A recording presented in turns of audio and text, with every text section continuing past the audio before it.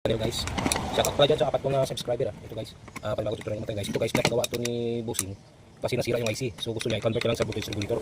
So ito na guys, ubusan natin guys. Tuturo ko sa iyo paano mag-convert ng voltage regulator to IC. Bago yan guys, titistik muna natin itong rotor kung okay yung fail. Ayun, okay guys, oh. Yun, may fail. So nasira yung IC. So gusto niya i-convert yung voltage sa voltage regulator. So guys, gawin natin yan. Tuturo ko sa iyo kung paano mag-convert ito. Yan guys, yan. Tatanggalin niyo lang itong IC kasama niyo yung brass holder. Ayan guys, oh. Tanggalin yan guys, tanggalin niyo ito guys, oh. Yun, yung tip rack. Yan. Tapos ang ito guys, yung stator. Tanggalin nyo ito guys. Yan, ito yung tinatawag na IC guys. IC. Ito, mapakan naman yung carbon kasi nagkong dito. So kung paano ito i-cut off guys, pag convert tayo ng voltage regulator, tatanggalin nyo itong apat na ito guys. Puputulin natin yan. Yan, isa-isa. Yan guys.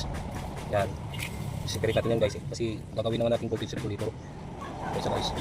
Yun. So ganyan guys, voltage regulator na yan ha. So bago yan, ito gagawin natin itong positive. Ito positive. Papunta ito sa voltage regulator. At saka ito naman, tatanggalin natin yung fibra. Gagawin natin ground. Yun. Dito tayo makakabit ng ground. At saka ito yung positive guys. Yan. Mamaya tuturo ko sa inyo. Tapos ito guys, tatanggalin nyo ito guys. Kasi ito yung nakakonekta. Kakonekta dun sa rectifier papuntang voltage lang para carbon plus. O, tatanggalin natin guys. Wala na ito guys.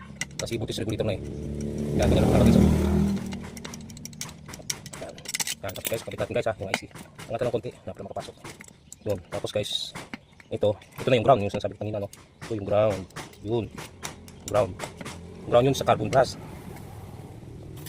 Tapos kabila guys, lagyan nyo ng fibra kasi pag hindi mag-ground kasi papunta itong light ng voltage regulator.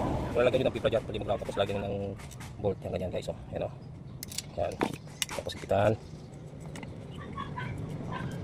Yun. Yan, ground yan guys. Yun guys, ayos na guys ha. Itong rotor, ayos to. Ngayon, sa kakabit nito guys, yung carbon brush, hindi mo basta-basta ikakabit na basta-basta kasi mapuputol yung carbon brush. So gagawin nyo guys, kung kayo ng alambre, kaya mo may butas yan yung carbon, yan, papasok yan dyan. Dito sa likod. Yun. Yun guys, oh. Oh. Tapos, kapit na ito guys. Putin nyo kasi ito sa baba, itaas ito sa baba. Yan, tapos kapit natin guys. Putin po yan guys eh.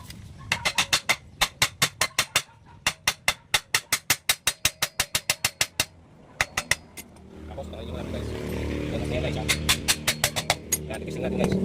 Lalagyan natin ng sakit guys. Ito, lalagyan natin ng sakit. Natin guys oh, ganyan. Yan, tipising natin guys kung kumagana. Voltage regulator na ito guys ha. Tapos, kapit natin yan guys. Ground. Sa battery. Tapos ito yung positive. Tipising natin ito.